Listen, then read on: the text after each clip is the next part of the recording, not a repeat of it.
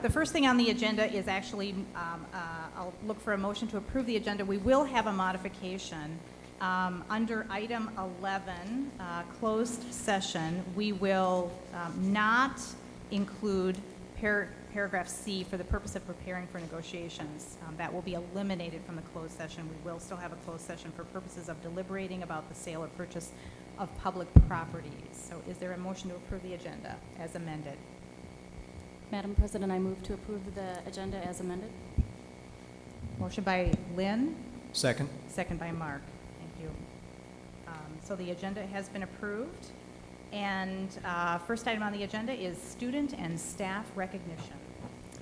And Madam President, I'm going to ask, well, we still might switch because I think that they're just arriving. If you're okay, we'll switch them around and start with athletics and then go to the DI team. Very good. Melissa, if you want to hand Diane the disc, and then we'll have one report, and then we'll come to you. Okay. So I'm going to have Stephanie come up to the table. We're going to have the 2010 Spring Athletic Report this evening. Thanks, Steph.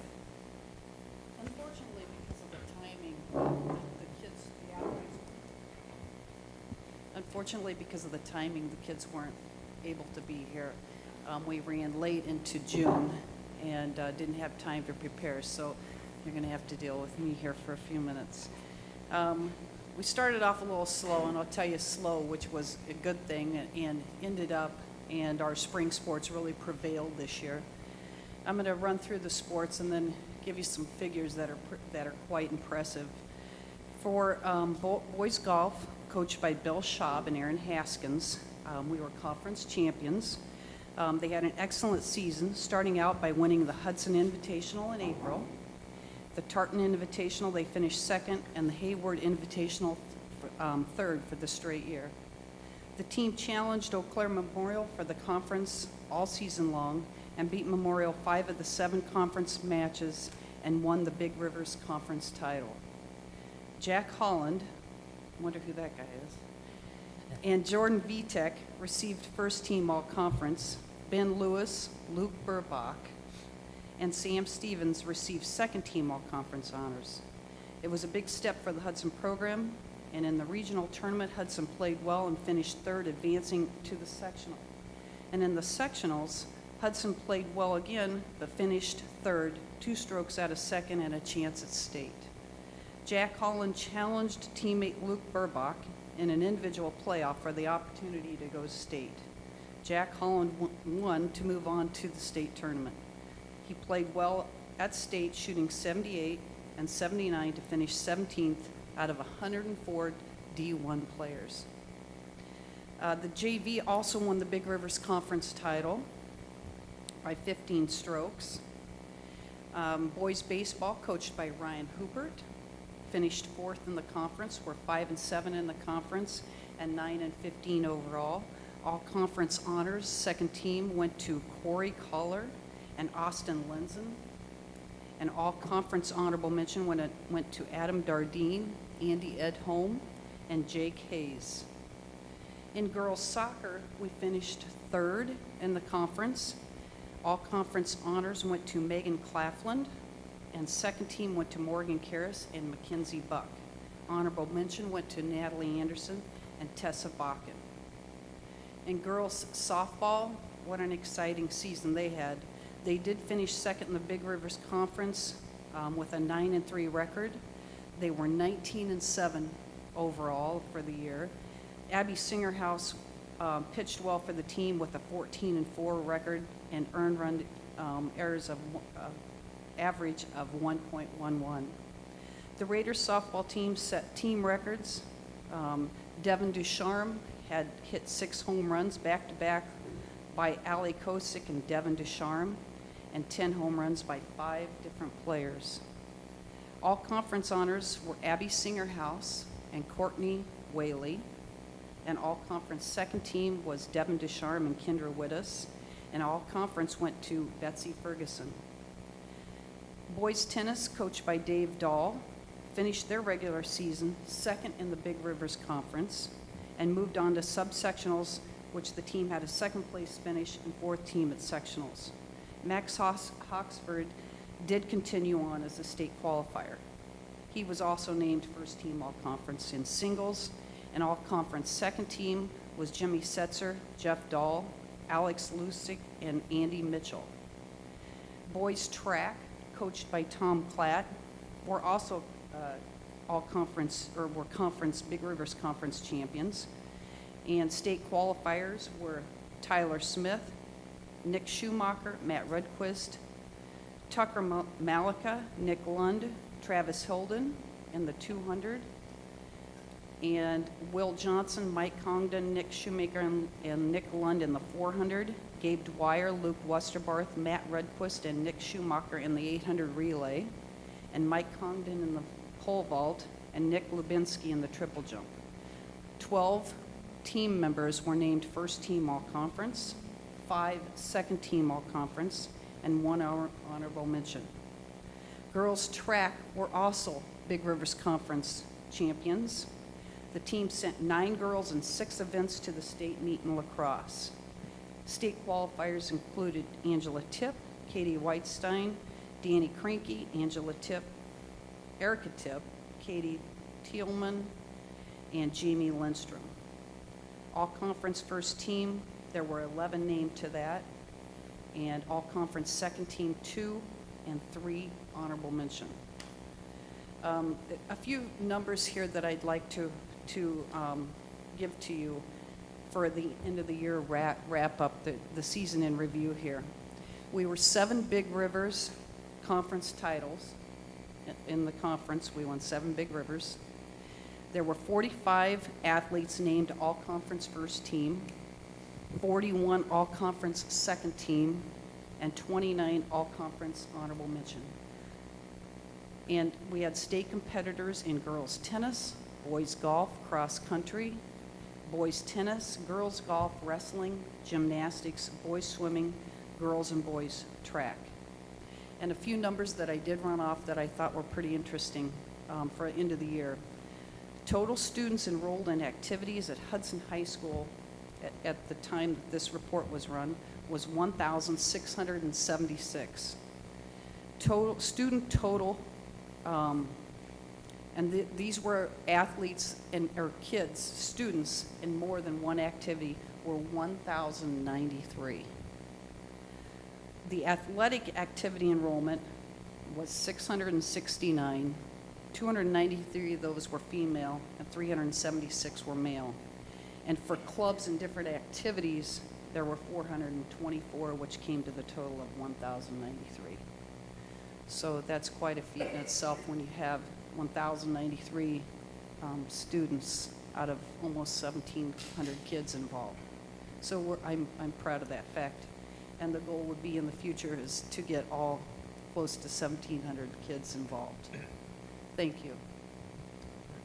Thanks, Stephanie.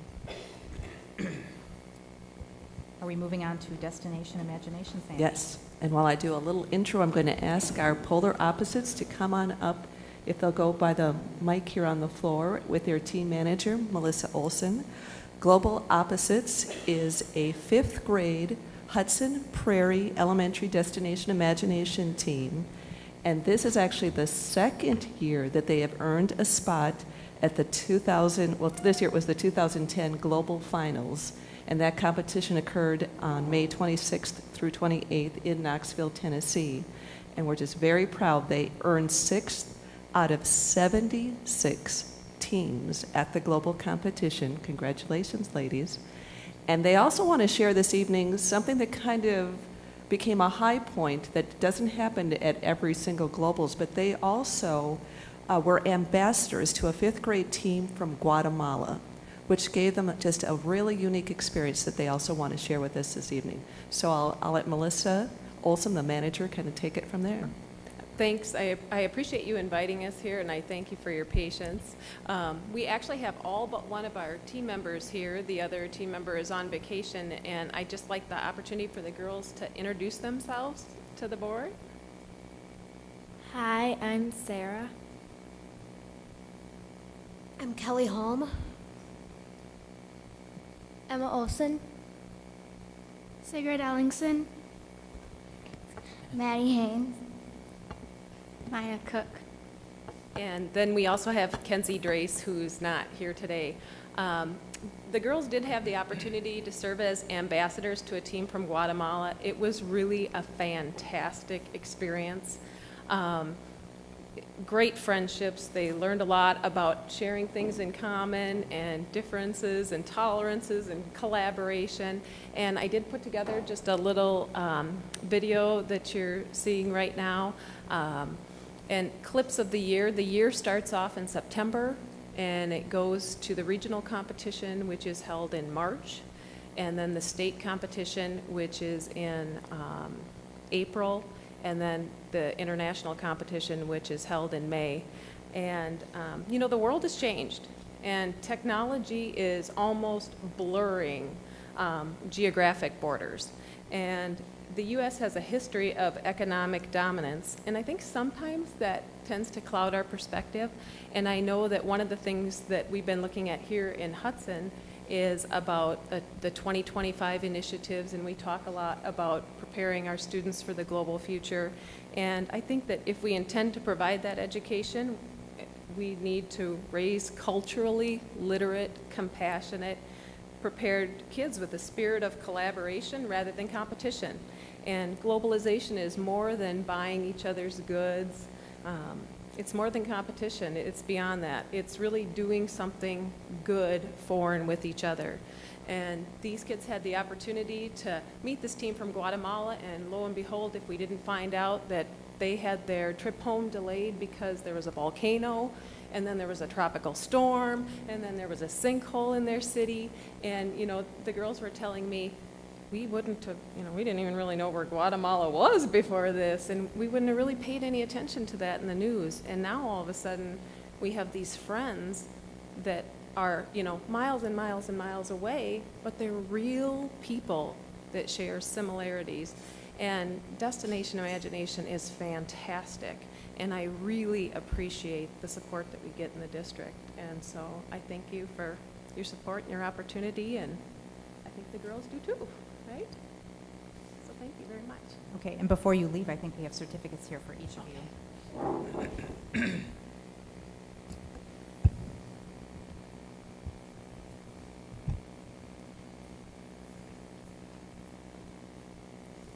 Yeah, absolutely.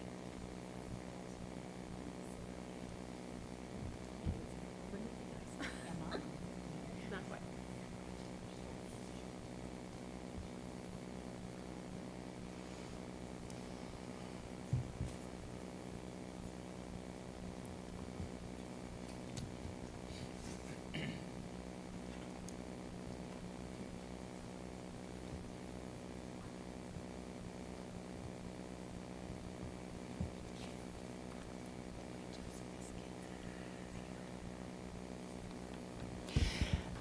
DI certainly is a wonderful opportunity for our students who participate to have the opportunity to use 21st century skills.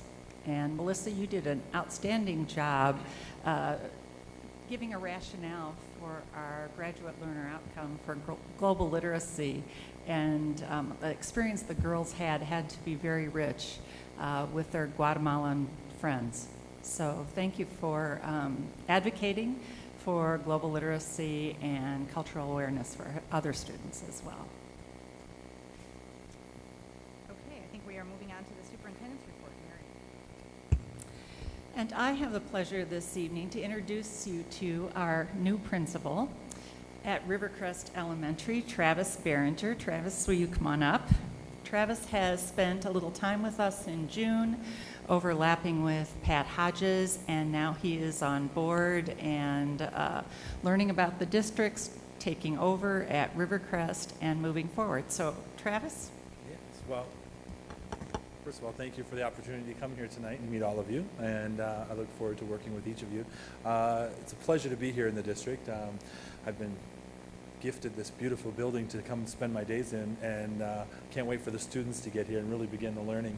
But it is beautiful. It's great to be here. I really appreciate it. I've come a long ways within the last month to get here. from Indonesia to Minnesota to Texas to Florida to Wisconsin. So it's been a lot of travel, and it's been great. So thank you, and I look forward to working with all of you. Thanks, Travis. Madam President, do you want me to just keep moving through? All right. Wanted to announce something we're very pleased about, that we have received notification that we will be able to use qualified school construction bonds for the middle school addition. And if you will remember, our financing plan was to use $1 million from our fund balance for the $2 million budget, and then we were hoping that we would receive $1 million in qualified school construction bonds. So we've received notification about that. That's great for us. And if we think about what the value to our taxpayers is of those qualified school construction bonds, if we went out to the bond market and borrowed, it would cost us over the 10-year life of the bond about $300,000. So that's a cost to our taxpayers. The qualified school construction bonds are part of the American Recovery and Reinvestment Act and are offered to the district at no interest. So certainly a wonderful opportunity for the district, and good leadership by the board to move forward with that. And unless you have any questions, I'll move on with the next. Are there any questions? All right, then Wisconsin, I just wanted to announce that Wisconsin has adopted the Common Core standards. These are national standards in English language arts and math. Wisconsin has claimed to be the first state to adopt the standards, although they may have, depending upon how you defined first to adopt, what that means, there may be another state in contention. It was required for the Race to the Top application that we applied for Wisconsin to adopt these standards. And we need to just realize that the Wisconsin Knowledge and Concept Exam, the WKCE, that we share results, and Sandy will be doing that next month, that will be phased out because it was aligned with the standards. And the new standards, the new assessment system, it's an assessment system, will be in place in about 3 to 4 years. That's their estimate. So Sandy's going to be working with teachers to align our curriculum to these new standards. The new standards have some advantages for us in that they are by grade level, so that makes it easier for us to do this work. And they also have alignment with 21st century skills, which certainly is in our favor as well. So we'll be working on that in the future with Sandy and teachers as we move forward. Any questions? And lastly, I just want to announce that we have received funds from United Way St. Croix Valley of $3,100 to support our elementary school's Angel Fund. And that fund each year offers the opportunity for our elementary principals to provide funds to address the needs of children and families in their community that are not addressed by our school programs. So for example, they might go to Angel Funds if there's a child who needs a coat, or if there's a child who needs to go to the dentist and the family can't afford that. So this is a very important fund, and we really thank the United Way for providing funds for us. Mary, regarding the United Way, is the $3,100, is that the entire budget of the Angel project, or a portion of it? It would be a portion of it for each of the schools. They would have other sources of gifting, but this does supplement the work that they do. They've had that mission for quite a long time. Do you know what the entire budget is? Do not know. It would be an activity fund budget. Yeah. It's not taxpayer funds. It's not part of the school budget. It's supplemental. Mm-hmm. Okay. Next on our agenda are our reports, and the first one on the list, Stephanie, is the Hudson Athletic Department report.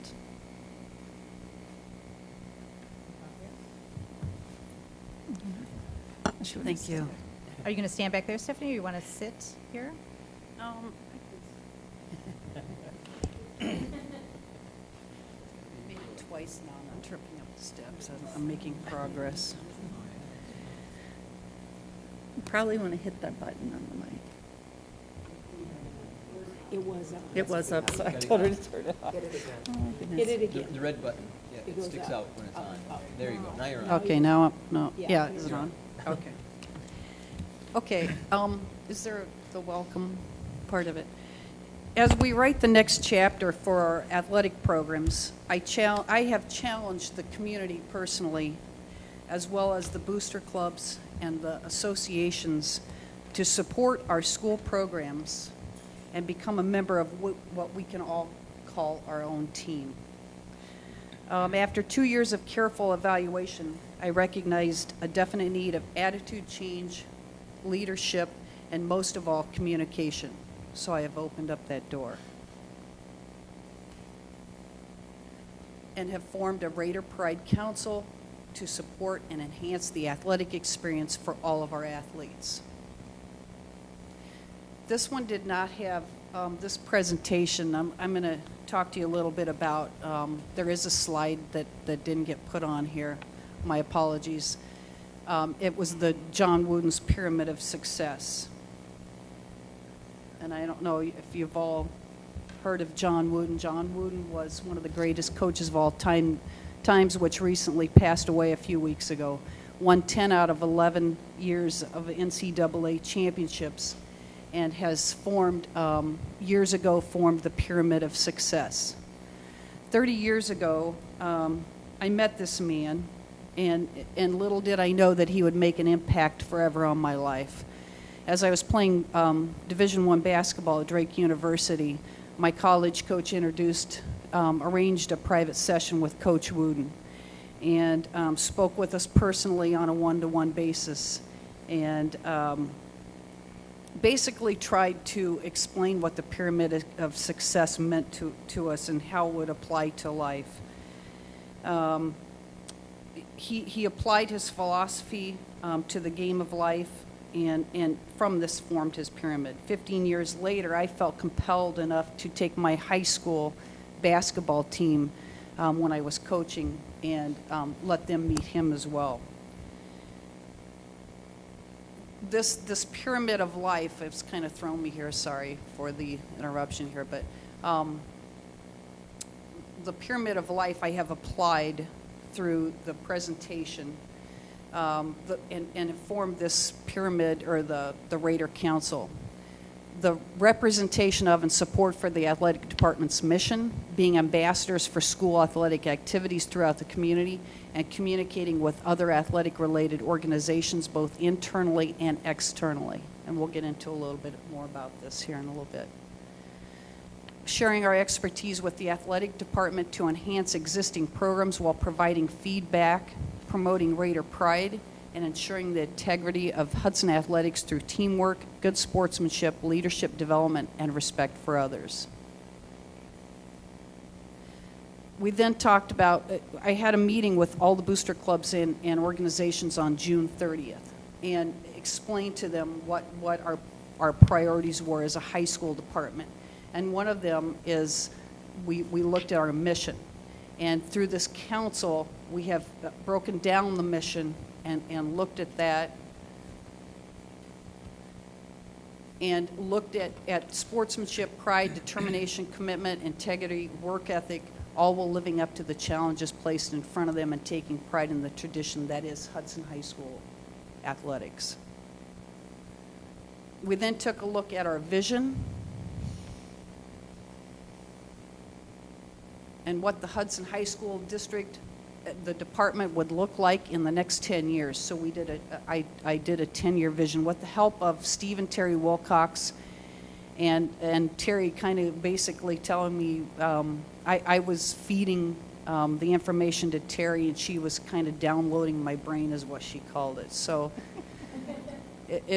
you know, I gave her the ideas and she broke it and organized it down on paper for me. So what the department will look like in 10 years, we would like to have a collaborative community-wide sports association program. And that does not mean one big booster club. That means that we're all on the same page. We're all working together to form the team.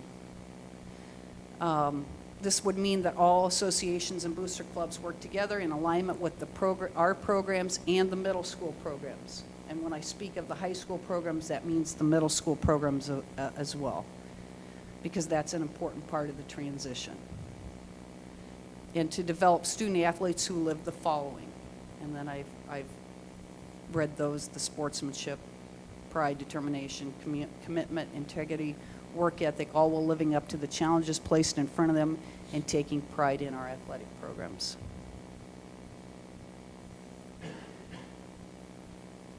The vision also included the department would become the most cost-effective program in today's economy and make decisions based on what is best for the student athlete and meet the needs of scheduling for a D1 school. And that is already making progress. We are currently working on that with our football program at the middle school. It's a little difficult to imagine when you walk into the field and you're playing the teams like Ellsworth and the Prescotts, and they have 20 kids and we have 200. And so we looked at different ways of, you know, I looked at different ways, as well as the coaches, what can we do to meet the needs of a school our size? And that was to go over to Minnesota and play the Woodburys and the Eagans and the Stillwaters, which is called the Suburban East Classic, the Classic Suburban Conference over there, which we were accepted in. And their numbers are just as equal to us in their level of play. So we have started with football. We're looking at, they are also have accepted us in playing, it's basketball and wrestling and cross country and track. We couldn't get in for volleyball yet, but we're working on the volleyball program. So that's one of our first steps in the transition period. The high school coaches are on the same page as the middle school and other sports associations on how to develop players. And we are currently working, I have given this presentation to both our middle school and high school coaches as well. A few years ago, we had coaches that didn't know each other's names from middle school to high school. And now we're working together to team up to make that team and building that pyramid of success. We also, the committee, within this council, we have broken down several committees. And from those committees, we looked at the different, the mission statement, the vision statement. And in those committees, we wanted to go out and look at what other schools were doing. When I did call the WIAA, is working in conjunction with us and helping, and they're interested also in what we'll be doing to become a best practice high school. I have volunteers from this council that have sent out questionnaires, which the WIA has given me the top 10%, the top 5% of the schools in the state of Wisconsin of what they see is the most successful. We sent out these questionnaires to them by permission of the WIA and their support, and to see what they are doing, and then we'll put together a formal report for that. So we want to become one of those best practice high schools for player team development, and that's when I said we were we have won 7 out of 14 Big Rivers Conference championships. We want to dominate. Not only are we dominating in our conference, but we want to dominate in the state of Wisconsin. And we're looking at different ways to do that. Also, parents are directed towards specific behavior expectations that support and exemplify the mission. And in 3 to 5 years, we'll be part of that top 10% in the conference for sportsmanship, and thereafter. We have a committee that's assigned to sportsmanship, and we're looking at their best practices and what they do for sportsmanship and promote that. and not only start at the high school and the middle school, but go down to the younger groups as well. So we have the philosophy, by the varsity level, the better players will play. That doesn't mean just physically. That means what it takes to have chemistry and put together, what it takes to have a team, and the better players. I'm hoping I explained that. I hope I explained that right. It's not just physically the better players are going to play. It's the better players that are going to get along and be willing to be a team player that are going to play. Lower than varsity level, we give all players the opportunity to play and develop. And I think there's a misconception there, you know, by the varsity level, everybody still continues to play. By the varsity levels, those are the better players are going to play. That's competition. Most of all, we have to keep athletics fun, no matter what level, and I think that's extremely important in the youth groups. And the youth groups, by working together, by everyone working together, we want to keep it fun. We don't want them burn out by the time they get to the high school level. And in order to excel, there will be off-season commitments for individual and athlete development. Winning is an end result. It's not on the end results, it's on the process that gets to improve our results. And that's, once again, where the pyramid of success comes into play. You have to start with the foundation, lay the foundation, and that's what we are doing currently as we communicate with the associations and the booster clubs. It's based on skill development. More advanced the mental and physical preparedness of an athlete, the more successful our sports teams will become. The stronger we build this foundation, the stronger our sports teams are going to be. And that doesn't mean just playing wise. It's preparing them for life, and that's what John Wooden tried to express throughout his career. He loved life, lived it to the fullest, and has been fortunate enough to pass it on, and has made an impact on many, many people and lives. Life's lessons are just as important as skill building. They develop the total athlete. If you look in the cornerstones of this pyramid of success, you have industriousness, friendship, loyalty, and enthusiasm. Those are all tools that are needed to build your team. Okay, that's okay. That's okay. Yeah, keep going. Community members, including parents, along with past and present coaches and administrators, are what makes up the council. We wanted that well-rounded finish. And if I'd like to introduce, there are members of our council in the crowd. If you would please stand.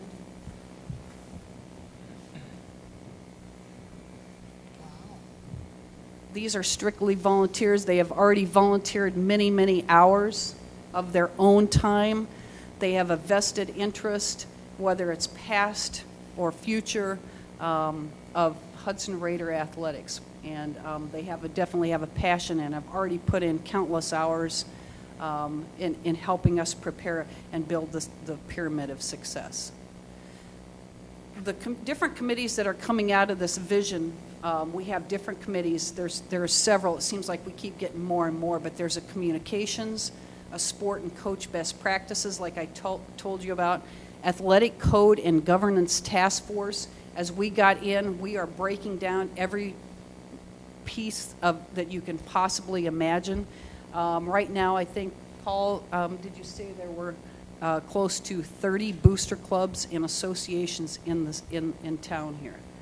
Now, that's a lot of booster clubs and associations. So, that's like I said, we're trying to communicate. The door has been opened, and we're going to work as hard as we can together to become that team. We've also got the Raider Elite program. That's our new weight program. It's a cutting-edge weight program that we have close to 400 kids, middle school and high school, involved in right now. And if you go to any, you're going to find in the best practices, any successful program that we have, or you find in the state, they all have a very successful weight program. So we are promoting our Raider Elite program, and we have a big day symposium coming up on August 6th. We're going to showcase all of our athletes that you will be seeing here in the near future. that is pretty exciting, and with breakout sessions and sports information material. So we look forward to that. The Sportsmanship Committee and the Raider branding. What logo do we use? Who gets to use the logo? What responsibilities come with that logo? So we're looking at all the different of the Raider branding. And there's my pyramid.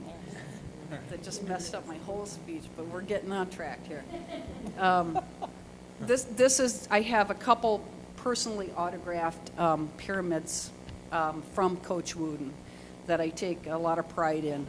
And he just, if you'll see that there's the foundation at the bottom.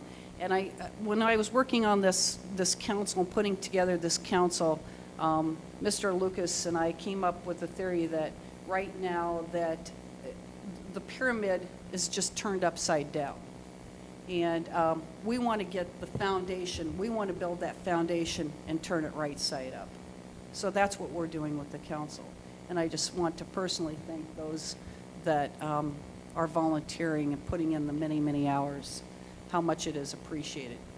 And that we have opened that door with the community and the associations and booster clubs. So we are looking forward to it. I'm excited now that I'm calmed down a little bit, and look forward to a bright, bright future for Hudson Athletics. Thanks, Stephanie. Yep. I too would like to echo the thanks for the people that are volunteering, both for those that are here as well as for those that aren't here. Particularly thanks to Team Wilcox for their support on the strategic planning portion of what went into this work. I know they spent hours doing that. Are there questions on the part of the board members for Stephanie? I just did a couple, Madam President. Stephanie, great report, thank you. I was just curious, when you mentioned about Hudson being in the I think the top 10% of the sportsmanship category, I was intrigued by that. How is that determined, or who's? Okay, well, currently the Big Rivers Conference has a voting, they have a voting, it's where you go in and the coaches and the athletes vote at the end of the season for who they feel are the best sportsmen's, the behavior and how they treat each other during events. At the end of the year, they tally the votes. At the end of the season, they tally the votes, and then the top vote getters are the sportsmanship winners. And we, in fact, in the last year, since we've been promoting sportsmanship a little, I had the conference secretary tell me that we've received the most votes we ever have in many, many years. So, it's just behavior and promoting sportsmanship all the time. We do that in the school, during the day with your coaches. The coaches have to promote it. First we have to target in the conference, of getting to the top in our conference. And then we want to be a role model school for the state, as well as everything else. Great. And just a question with the respect to the Raider Elite, the weight training program. I was kind of familiar. I made some inquiries in that last year too. Is that being coordinated by the same individuals? I think they were the strength and conditioning coaches from the U of M. Is that the same? Yes, Cal Dietz. That's the gentleman. Is sure. we coordinate that with Cal Dietz with the help of Nate Brine, and then of course our coaches are heavily involved. Work with Nate, and Nate Cal is like a consults with, or Nate consults with Cal on a lot of specific sport lifting programs. Okay. As I recall, Mr. Bryan's with the physical therapy Yep, place with here Larson in Sports. Larson. Okay. Yeah. Great. Thanks. Yep. Other questions? Madam Stephanie? President. Stephanie, you mentioned that several of our sports teams will be competing in the Eastern Minnesota teams, Stillwaters, Woodbury's. Yep. How did we get accepted into that, and how do the rest of them transition to that ability to play there, or how does that work? Well, actually, it started with coaches knowing different coaches and maybe hitting one or two of those teams that the coaches knew that they had the numbers. And one of the football coaches, Jim Revore, and myself went to one of the AD meetings this spring, and we told them our situation about our numbers and our, competition level, and their eyes lit up because there's, I believe there's 7 or 8 teams in that conference, and when they knew that we had the numbers and the strength of our competitiveness, they welcomed us to that conference. Okay. So there And wasn't that's an middle official school process, it was kind of just that collaboration. Yes. Okay. Communication. Good. Thanks, Stephanie. I'd just like to thank Stephanie for her leadership. Moving our athletic program forward to this level with this kind of vision is certainly what we were looking for when we hired an athletic director. And Stephanie has championing this, certainly with the support of those on the council. But we really appreciate your leadership in doing this and helping to create that common and shared vision among our coaches first, and then expanding out to our booster and associations and clubs and the community to support the development of our student athletes. One thing I really appreciate about Stephanie is that she understands the concept of student first and athlete second. And that's a real important thing as we look at the development of our youth. They are both, but they are students as well, and students in the area of athletics. So thank you, Stephanie. Thank you. Next, I think it's Corey on the result of our recent Search Institute survey.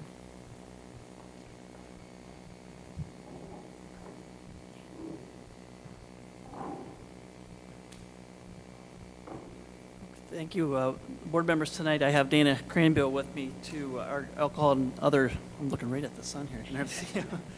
Our alcohol and other drug prevention coordinator with me tonight. We're going to share with you our search survey results. Well, we're very excited to be here. We have very good news to share with you.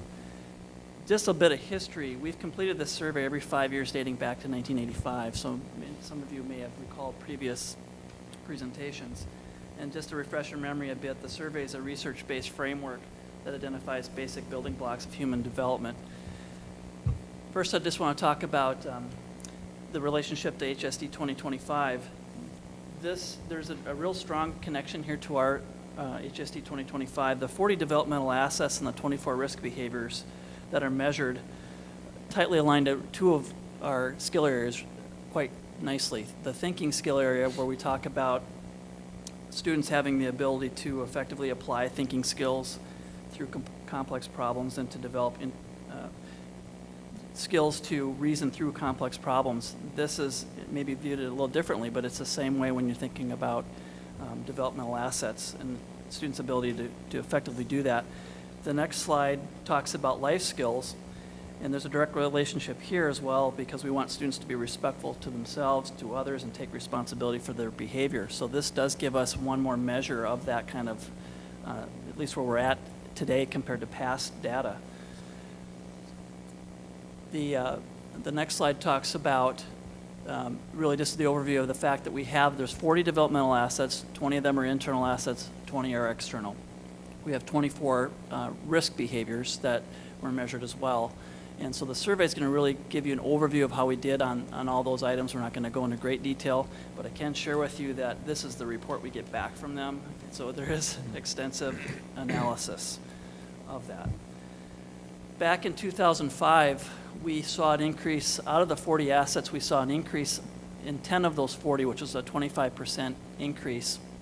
We also saw a decrease in the risk behaviors, which is what we want, to the same level, 25%, 6 out of 24. So at that point, with Dana's help and others, we wrote some goals for the next go-around here, and they set goals of a 10% increase for the next survey, thinking that was a good goal to shoot for. And now it looks a little like we were shooting low, because the results here are going to show you that we overshot that target by a grand margin. But before I get into that, just a little bit to share with you about the survey itself. It was given in February this year, 2010. We had 985 students in grades 7, 9, and 11 participate. There was of course, the required parent communication ahead of time, and the survey is anonymous for students to take. All the data analysis and survey interpretation is done by the Search Institute, so that's all done by them. And this is probably the slide I want you to walk away with. If you remember, we saw 25% growth last time. We were shooting for 10% more growth. The results are pretty staggering here. Out of the 40 assets, we saw 37 of the 40 grow, which is almost, it's a 92.5% increase in those items. So 26 of those 40, or 65%, were clinically significant growth. So, you know, our target was 10%. We overshot that by about 85%. So we were very pleased with that. And Dana's going to walk through some details of that in a minute. When we talk about the risk behaviors, these are things we want to decrease. We, you know, again, we're shooting for a 10% increase, and we had 21 of the 24, I'm sorry, decrease. 21 of the 24 did actually decrease, which is pushing 90%. 50% of them significantly decreased. Corey, So- can I stop you for a minute for a clarification? Please. Define for us the difference between the increase in the assets and the decrease in the risk behaviors and significantly. Yep, 5% change would be viewed as a significant increase or decrease. So we had some that were beyond that 5%, and others still increased as well, but maybe weren't at the 5% level. Thanks for asking that. So this is I just want to emphasize again the dramatic improvement that we saw just from 5 years ago. And we're going to walk through just some slides. Dana's going to walk through some slides next year that kind of point out a breakdown of some of these items so you can get a little better sense for what we're talking about. And then we'll wrap up with some final comments. Okay, to start off those positive highlights, we're going to look at the internal assets. As Corey said, this will be 20 of those 40 developmental assets that we have. You can see some pretty high results here. Closer? Okay, sorry. As you can see, we have some pretty staggering results here. One of them, the first one being school engagement, that having gone up about 15%, we'll notice that that result has gone up significantly, again, that 5% across all grades and all genders. So that was a phenomenal result that we've seen all around. There's plenty of results here to look at. To kind of, in lieu of time, I'll just kind of keep going through them. The next slide continues on with those internal assets increasing. Some of the things that I noticed in this one was the females had a higher percentage of increase compared to their male counterparts. But as you can see, the results are all still pretty high, and the males still had a very high percentage of change compared to 2005. As we were seeing here, the past 16 assets for internal went up. There were an additional 3 more that went up with a non-significant increase, but we've only had one that had a decrease. You can see here, homework at 7% went down by 7%, but that is defined as doing 1 hour of homework each and every school day. And ironically, I think our students wouldn't think that's necessarily a bad thing, but that was the only internal asset that went down for us. As we move along to the external assets, this is the other 20 of those 40 developmental assets that we were talking about. These assets are more defined as youth perception. So it's kind of, for example, the community values youth. This is questioned as how the youth perceive the adults value them within their community. So take into consideration developmental stage that the youth are in, that this may be influenced a little bit, because as you notice here, the results don't seem as high as those internal assets, but they're definitely seeing a positive growth and upward trend. Continuing on with the external assets, we'll notice too that the caring school climate seems to be a little low. I know we had some people concerned about this number, but it's still going up. And one thing to acknowledge in this part is that in 9th grade, it had a slight decrease compared to the other grades. But one thing to consider is that's the transitional year when they're going to high school. So they have to, realign themselves with the school environment, staff, and a lot more peers to deal with too. So from the external assets, we see that 10 of them had an increase. There's an additional 8 with a non-significant increase. We had only 2 with a decrease that you'll see in the next slide here, religious community and creative activities. And just for a little bit of clarification, creative activities is defined as the individual is in 3 or more hours of lessons or practice of music, theater, or other type of arts. So as we can see, we have lots of positive things. Switching over now to the risk behaviors where we want to see a downward trend, we're seeing some pretty significant downward trends, particularly gambling that went down by 22% is very large for us to kind of comprehend. One of the things to note in this slide is the road with a driver. That's a driver who had been drinking, and that has been a downward trend since 1995, excuse me. So that's a pretty good longitudinal basis for us to start with.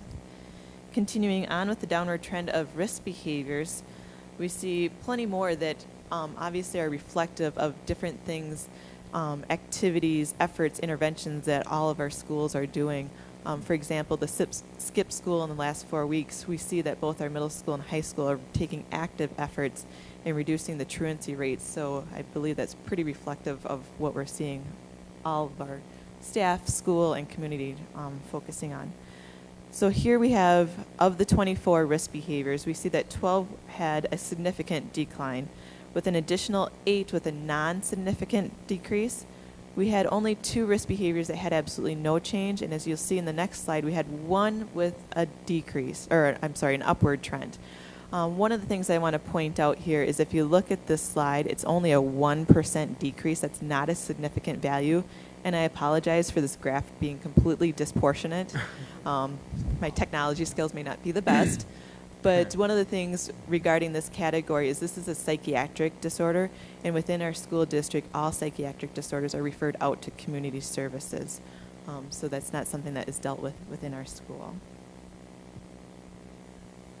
What we really want you to take away from all that, and that was a lot of data in a very short period of time, the good news is that everyone, and when I say everyone, it's the school district, it's the neighbors, the parents, the grandparents, our youth workers, our religious leaders, our coaches, everyone in the community, I think, can take some credit for all this good news that we're reporting back, because just as a school system alone, we're not going to make that kind of an impact.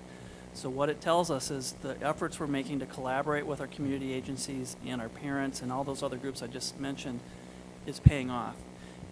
We've had many discussions about digging deeper and finding out why such a dramatic change now and not compared to previous survey results, and we're going to spend more time digging into that, but we do believe it's just due to increased efforts of everyone involved and not just the school district, although we have made it a much more focused effort in the district as well, so a lot of different people deserve credit. Hopefully our goal is ideally that that last bullet there, the entire community will become more involved as we have in the past, and just keep increasing that participation and engagement of our community members so that we're all invested in the developmental outcomes of students. What we're going to do next for next steps is continue now to, after we've shared these results with you, is to continue to communicate where we can publicly. I think historically we've presented to community groups and other clubs and organizations and try to get the word out about the results. I've been asked personally a few times when is the next set of search results coming out, so I know people are looking forward to that. And then we're going to try to dig deeper, like I said, to get a better impression of why the change, and we're talking about maybe some student follow focus groups, some things like that to tell us what might be different than before. So we have more work to do, and really in the end we need that information to help us continue to improve, and the better we can understand that, the better we can apply those concepts and continue to keep this momentum going for the next survey. You know, it's every 5 years, but we're living it every day, every year. So maybe at this point is a good time to stop and ask if you have any questions about the data you saw here. So I'll just jump in and start, Corey. Pat and I, along with Brian Bale, had an opportunity, obviously, to hear this report in the committee meeting in May, and it's amazing information. So I'm glad you were able to bring it to the full board. One of the things that I thought was a follow-up coming out of that conversation is, in terms of the communication more broadly, was perhaps posting it on the website as a way to make it more widely available to the community in terms of those results. So Yep. I would just offer that up as a suggestion as well. Yeah, that's a great idea. Other questions? Just congratulations to us, to all of us in the community. I can remember, and I know that Steve is sitting in the audience, who was really one of the founders of along with a number of Rotarians back in the 80s, early 90s, to really initiate this effort. It's really rewarding to see the results. And I'm like you, I'm wondering what happened between 2005 and now. But more so, I'm particularly interested in the fact that you want to share this with the rest of the community. And I think that's really critical because they, of course, deserve the accolades as well. And I think it's an opportunity for us to look at how we develop these assets in our community going forward and in a coordinated manner. I remember when we first initiated this, we had a number of meetings with stakeholders in the community, and I thought that was very helpful. And I thought it was very purposeful. I don't know that we've really sustained that in the since that time, and I don't need to put any more work on anybody's plate here. But it would be interesting to just have some discussion around how we coordinate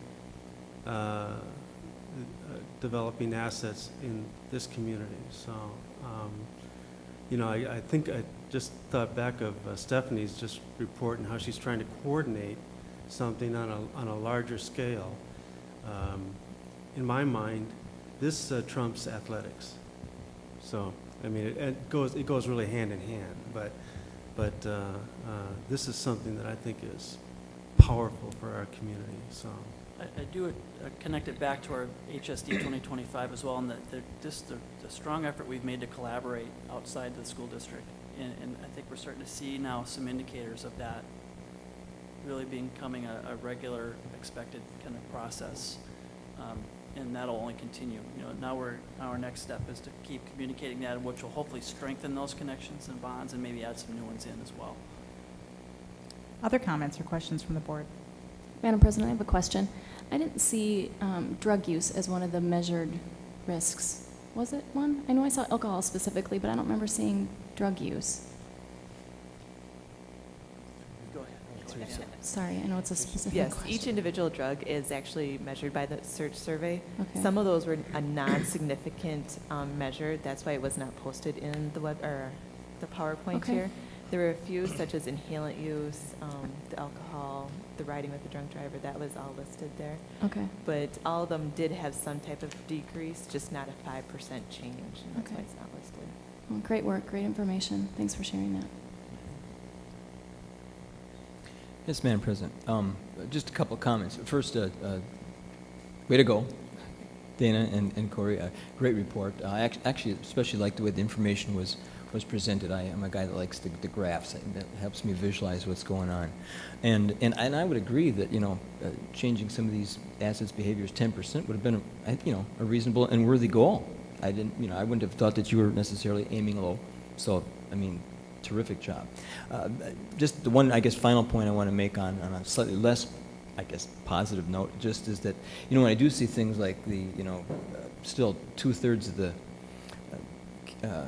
survey folks here having a caring school climate not being, wow, I guess we still have a long ways to go. So, obviously we're committed to the effort, and I agree with Mr. Holland. This is as important as athletics. So again, congratulations. But obviously we still have to keep a lot of effort and attention in this area when we have some of these measures that, that's kind of striking to me that number is like that. But anyway, we're headed in the right direction. When we presented at the Learning and Program Development Committee, I think we probably put more emphasis on that fact that we have a lot of work left to do. This is a good, significant move in the right direction. The work's not done. And by some of the data there, you can still see we haven't really too many students doing too many risk behaviors, and some of those things we need to continue, as well as building the assets. But this tells us it's happening. We're making it happen, and to build on the success will give us momentum, hopefully. Absolutely. But yeah, the work's not done by any means. Yeah. Thank you. Oh, go ahead, Pat. I'm sorry. I know you've brought in athletics here and collaboration. I know my son was, when he was in the 6th grade, he's 9th grade now, going in 10th grade. I'm sorry, I don't know who the coaches were, but they were very fantastic coaches that gave him a work ethic, a steady ethic, and it was in a sportsmanship. And I want to congratulate them on that. And he does have struggle in school. He doesn't have the brains like the rest of my kids. You know, he has to work, and he does work. And he came from that athletic program in the 6th grade. And they may know who they are, so I thank them. Thank you very much, both of you. Next, we have middle school construction addition. Mr. Erickson. I'll give you a quick update on the middle school addition. Things are moving along nicely right now.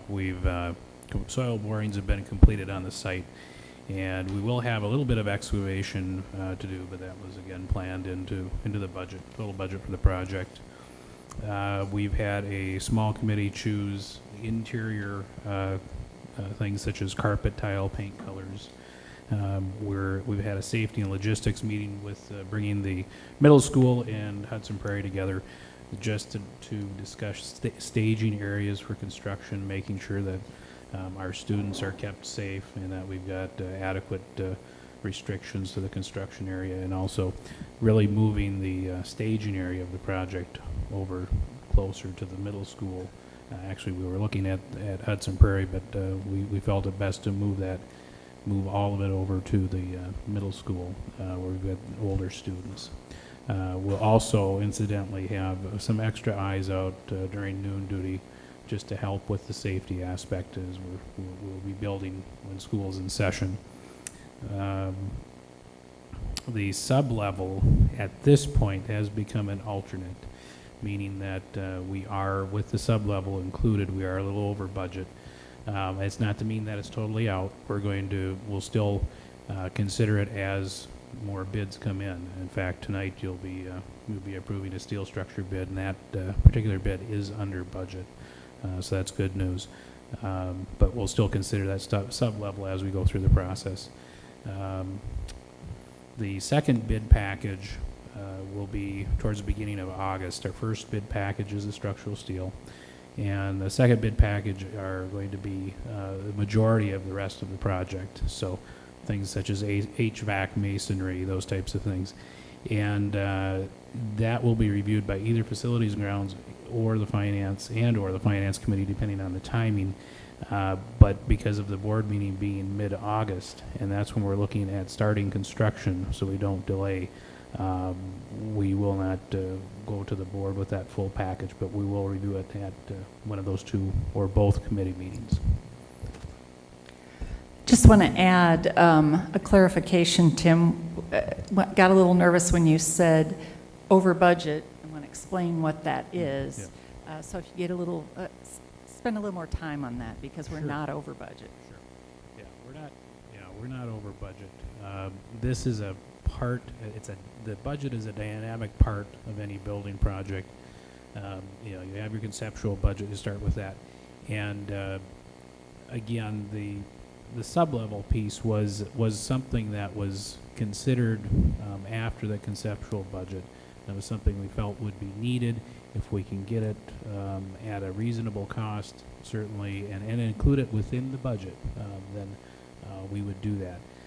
But again, adding that alternate in right now puts us over the budget at this point.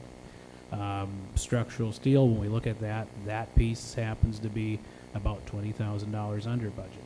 So as we get the other bid packages in, we'll review that overall, where we stand overall, and then be able to make that determination on that alternate. And again, that's it for my report. Any questions? Questions for Tim? Madam President, just quick. Tim, remind me again on the square footage of the sub-level. Square footage of the sub-level currently is, I want to say it's about 1,300 to 1,600 square feet. It was down from, we had about 3,000 square feet. It was reduced down, and that was, again, as we work through state code issues and the requirements there. But so it did have to be scaled back. So I believe we're at around that, 13 to 1,500 square feet of space right now. Okay. I just know how valuable that space will be. So, hopefully, obviously, we have to stay within our budget, but hopefully we can make that work, because I know that it's hard to come by that storage space. So. Yes, yeah, you're correct, and we're certainly going to try to work that into the budget. Thanks. Other questions? I do have one for you, Tim. So really, just to make sure I'm clear, the sub-level space that we're talking about, it's a nice to have, it would be really helpful for storage, but we wouldn't do it if it were to cause the overall project to go over budget. We would only build out that space if we could do it in the context of the budget that we've established. Is that right? Yes, you stated that very well. That's correct. And just one more point about that storage space, which those around the table do value. We just need to be reminded that at the middle school, we have continued to use storage space, and the middle school has been very creative to use storage space and convert it to teaching and learning space. So we, over time, as our enrollment has grown, we have lost storage space as well.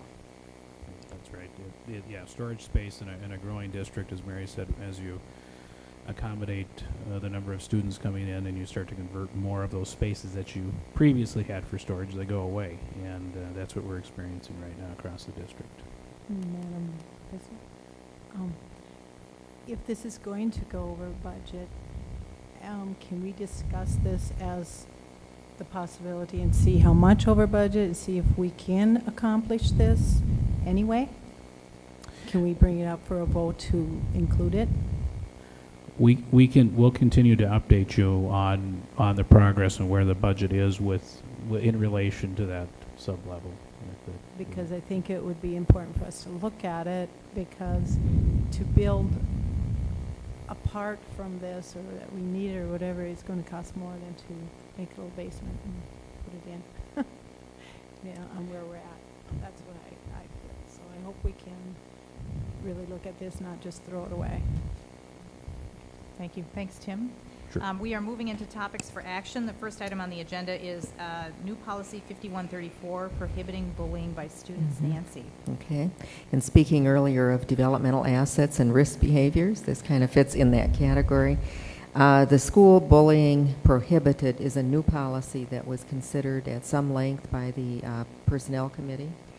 It is a policy that is required by law. The board must adopt such a policy by August 2010. The proposal that we're bringing to you was provided to me by Student Services Director Corey McIntyre, and it is an adaptation of a model policy that was developed by the Department of Public Instruction. And we did make some revisions to that policy at our Personnel Committee. It is building-based. The implementation of it is building-based, and the monitoring responsibility would be Student Services Director. And also, if there were formal complaints about or appeals about the implementation of this policy, it would be the responsibility of the Student Services Director. Just to highlight some of the content, this is a student policy. Bullying is defined as deliberate or intentional behavior, and by policy it would be evident, significantly evident, having a negative impact on the student affected by the bullying. It can be physical, verbal, indirect. It's prohibited in all of our schools, buildings, property, during all of our school-sponsored activities, and even in our busing. In the policy, there is a procedure for reporting to the principal or associate principal, and those administrators at the building level are given the responsibility to investigate all reports through this policy. Reports can be made verbally or in writing, and they are held confidentially. And a written record of the report is made by the building administration. This policy prohibits retaliation. It requires that our administrators conduct a timely investigation and that they notify parents and guardians of the conduct of an investigation before it's concluded. And it's also required that they hold confidential the report and any related student records that might be associated with it. There are sanctions inherent in this policy: suspension, expulsion, referral to law enforcement, and there's also support for students through our student services staff. The policy will be distributed annually to our students, parents, guardians, and employees, and we will have this posted. This will be one of the policies posted on our websites, our building websites, and also our district. You can see at the end of the policy there is substantial cross-reference, and definitely there's substantial overlap and duplication with existing policies prohibiting harassment and pupil discrimination. But this, along with harassment and student discrimination, is one of the required policies that the board must adopt. The Personnel Committee referred this new policy to the board for adoption tonight. Is there a motion to approve? Madam President, I move the adoption of the policy 5134 as presented tonight by the administrative staff. And a second? I second it. Moved by Tom, seconded by Pat. All those in favor say aye. Aye. Opposed? Motion carries. Next item on our topics for action is the 2010-11 terms and conditions of employment for physical therapists and occupational therapy assistants. Nancy? Yes. You have in your board material two documents: the 2010-2011 terms and conditions of employment for physical therapists, and also a terms and conditions of employment for occupational therapy assistants. These are new terms and conditions which would require the action of the board. Previously, the district has provided physical therapy and occupational therapy assistance services through contracted service agreements, and the district is now required to treat the individuals providing these services as employees. And the Personnel Committee discussed the content of these terms and conditions extensively and recommended that they be forwarded to the full board for approval this evening. Okay, there may be some questions, but if I can have a motion and a second, then we can have some discussion on this topic. Madam President, I would move approval, excuse me, of the 2010-11 terms and conditions of employment for physical therapists and occupational therapist assistants as outlined by Ms. Sweet. Okay, motion by Mark. Second. Second by Lynn. Any questions or discussion on this item? Hearing none. All those in favor, say aye. Aye. Opposed? Motion carries. Next item is 2010-11 school lunch prices. Tim?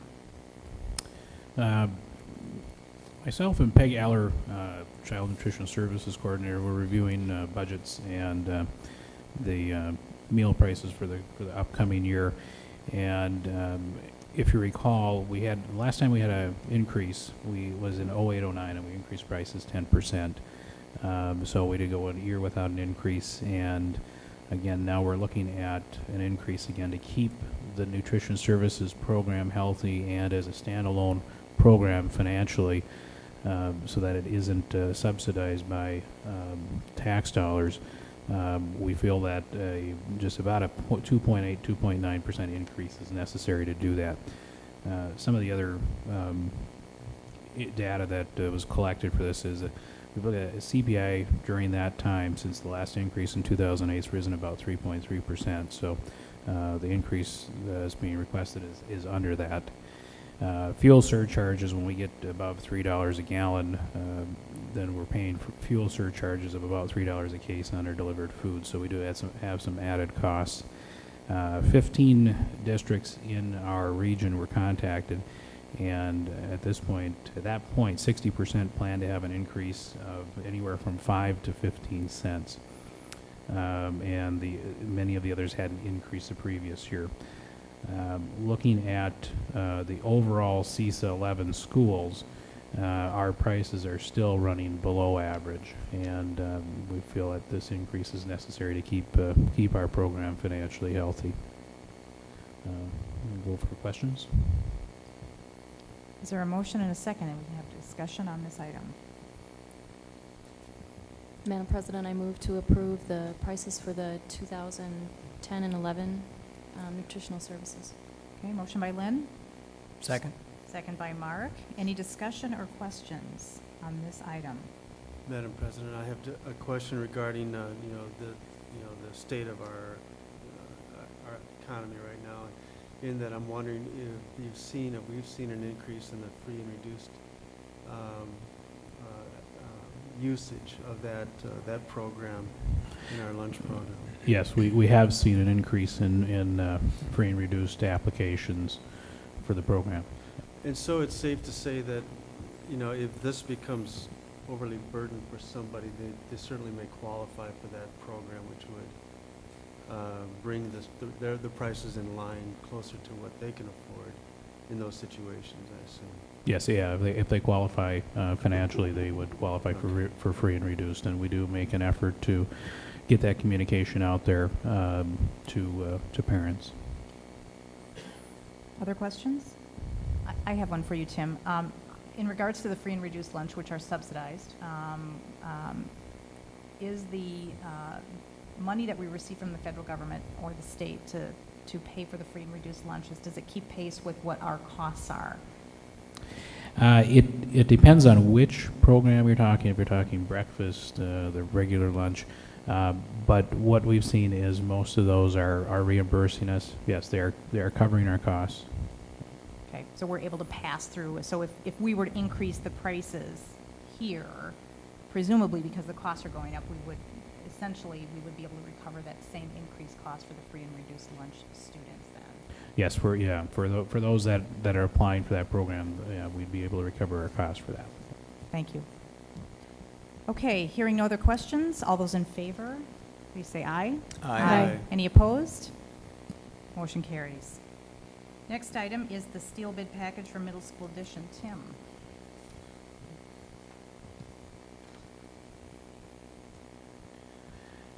Tonight we received, as I mentioned before, this is a structural steel bid package for the middle school addition, and we received 3 bids on that package.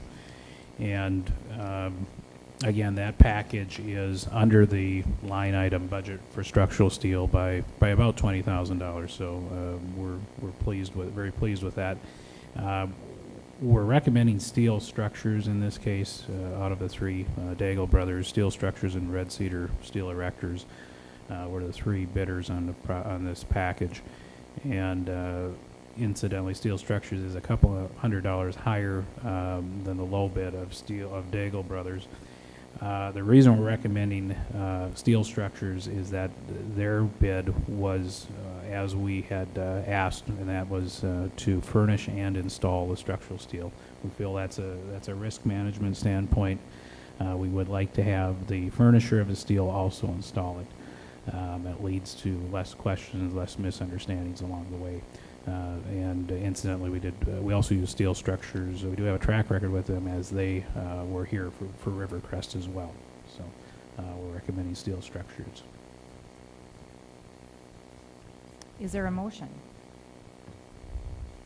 Madam President, I would recommend the approval of the steel bid package for the middle school addition. Motion by Mark, Second. second by Pat. Is there any discussion or are there any questions on this? No. I just have a clarifying question. Did you say we used steel structures for the Rivercrest construction team? Yes, we did. Okay, Yeah. thank you. Okay, hearing no other questions, all those in favor say aye. Aye. Any opposed? Motion carries. Next item on the list, the 2010 to 13 copier contracts with Marco. Tim? Okay. Yeah, we've actually got two packages here. One with Marco, one we're recommending Marco, and one we're recommending Xerox. And then regarding the leases for both of those packages, we're recommending American Capital Lease for Marco and Xerox Corporation leasing for the Xerox machine. The first, as you look at the bid tabulations, the first copier, which is the Xerox, which is our large copier located in the Document Services Center where we do our large bulk printing. And you can see there that when you look at the total district-wide cost, that's at $64,279 annually. And E.L. Johnson was second with $70,206, and Marco was third with $73,228. On the second package, which are all of our other copiers, we've made a few changes which we're estimating is going to save about at least $27,000 annually for the district. And one of the things that we're changing is we're actually adding some additional copier printer machines in at the middle and high school, and we're going to start to get rid of our personal printers. And so we're going to derive some pretty large savings through doing that. And the really good news is we're able to bring on these additional machines at just a fraction over what we were paying previous. So it's a pretty big accomplishment. The third item that we're also doing is we're instituting a web-based print queue for our Document Services Center, so that teachers will be able to request their printing online. And that's something that we've been studying for quite some time, and we feel we're going to gain some efficiencies. We feel teachers will be very appreciative of that as well. We'll save them time, and it also saves us money. And the third difference in this proposal is we wanted to look at financing, and we look at leasing of the machines. And sometimes, traditionally, we've gone with the company that's provided the machine and used their leasing and their arrangement. This time we've gone out on the Marco proposal, we've gone out with American Capital because they're able to provide lease rates that are favorable. And again, we're saving in the neighborhood of, I believe it was about $4,200 on that lease. So actually, if you add up our savings, it's around $31,000.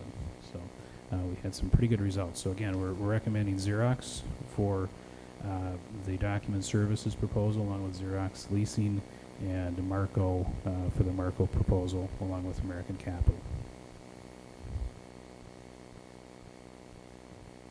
Okay, is there a motion to approve this recommendation on the copier contracts? Madam President, I move the approval of the 2010 through 13 copier contracts with Marco and Xerox as outlined by staff tonight. Second. Motion by Tom, second by Lynn. Are there questions? Just quickly, Madam President. Tim, just with the, I noticed we only had 3 bidders on the steel, here 3 bidders on the copier. That it seems like a low number. I guess it'd be nice to see if we had more bidders, but is this somewhat typical on items like this, or were you surprised, or? I would say it's pretty typical as we go through the process. We did have a few more, but they fell out just because they weren't able to meet some of the requirements. Okay. But yeah, this is pretty typical on this. Okay, thanks. Other questions? Okay, so Tim, I had a couple of questions. So first of all, on the district-wide copier proposal costings, I wasn't sure I understood why the total service and supply program was identical from one vendor to the next. Were they only bidding on the equipment cost at that point? Yeah, the reason that's identical is because we looked at volume, and the numbers are ours that we provide to them. So if they're doing it on a volume, on a clicker count, those numbers are going to be the same. And the difference with Xerox is they don't have a clicker count. So that's really what made the difference in going with Xerox. And the second question I had was the fact that the equipment cost for the document services department was identical to the equipment cost under Metro for the district-wide copier proposal. Is that? Okay, you're looking at. I'm looking at Oh, I see. Xerox's Okay, equipment yeah. cost and Metro's equipment costs were identical. 7 cents, Mark. Let's see. Yeah. Oh, 7 yeah, cents. They No, were. not in my version. Yeah, I've got 7 cents difference. Let me just look at one other backup here. 52.87, No, 87. I'm looking at the middle column, Xerox relative to Metro. Oh, but yet, you're right, it's the same as, yeah. Yeah, there's a, No, I'm talking about the equipment cost. yeah, that, under the document services for Marcos, 50,287.87, and under the No, district-wide. no. Oh, I'm sorry, okay. Okay. Equipment cost, just 1 second here. It just was curious to me that two Yeah. different vendors in two different Mhm. locations would have had identical Yes. equipment cost figures. I would agree. 1 second, I'll look up the backup, but we'll review that to make sure.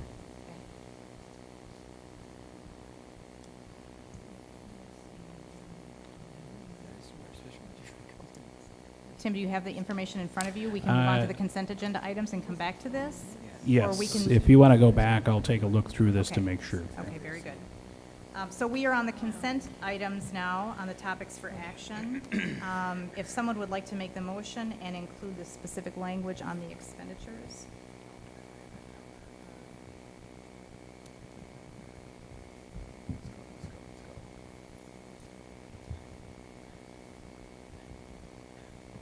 Madam President, I move that the Director of Financial Services be authorized to pay bills in the amount of $1,802,956.64.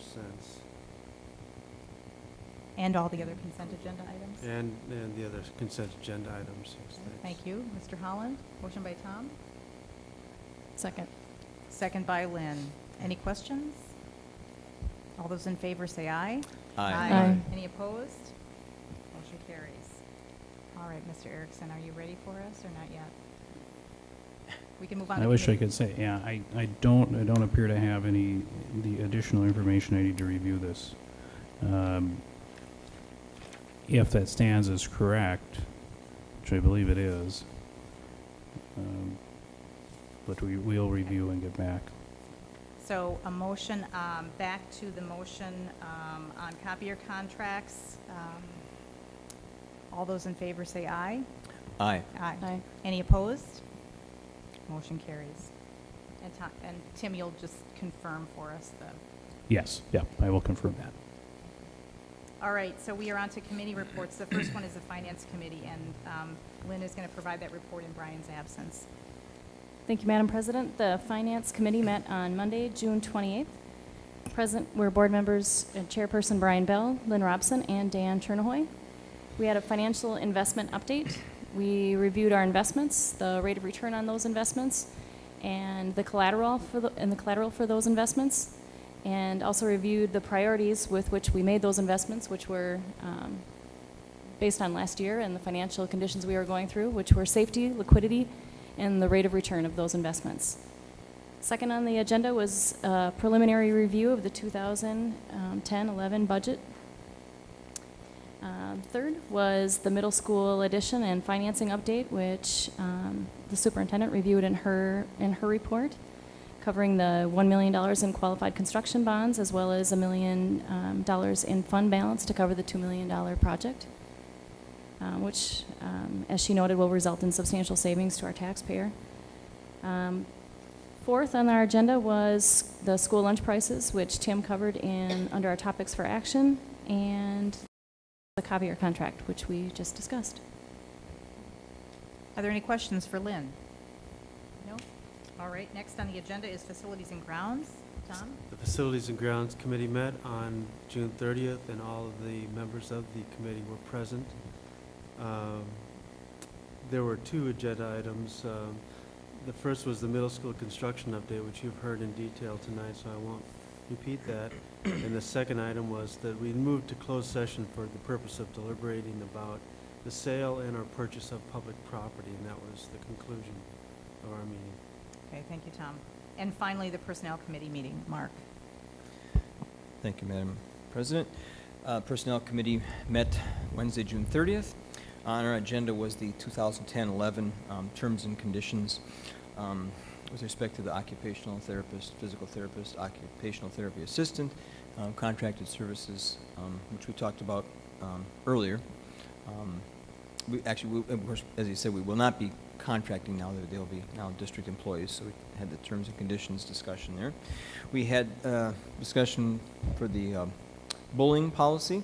As I understand, that was going to be on the Learning and Program Development Committee. It's normally not heard in personnel, obviously. I think it couldn't make the meeting in time, so that it got a hearing prior to the board. We heard that. And then we discussed the teacher proposal for a change in the health insurance drug card, basically just a change in the co-pays to bring the costs down, as we're up now against our insurance cap. And lastly, a closed session discussion for negotiations with our union group representing the educational assistants, media assistants, health assistants, and nutritional service employees. Okay, thank you, Mark. Are there any questions? No. I do not believe we have any citizens' requests to speak. Madam President, could I just request that for clarification, that we go back to the copier contracts in case there happens to be a typo in the figures. If the two that you approve remain the lowest bids, can we move forward with those? Yes. Okay.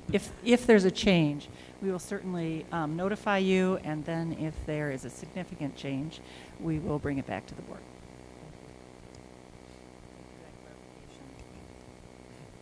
All right, we will now adjourn to closed session. Let's see, pursuant to Wisconsin statutes 19.85, parent 1, parent 1, parent E, for the purpose of deliberating about the sale and/or purchase of public properties, we will do this via a roll call vote. Kaiser Shot, aye. Pat, aye. Van Loon and I. Holland, aye. Robson, aye. That's all right. We know. And we will not be returning to open session, Not- I believe. Thank you.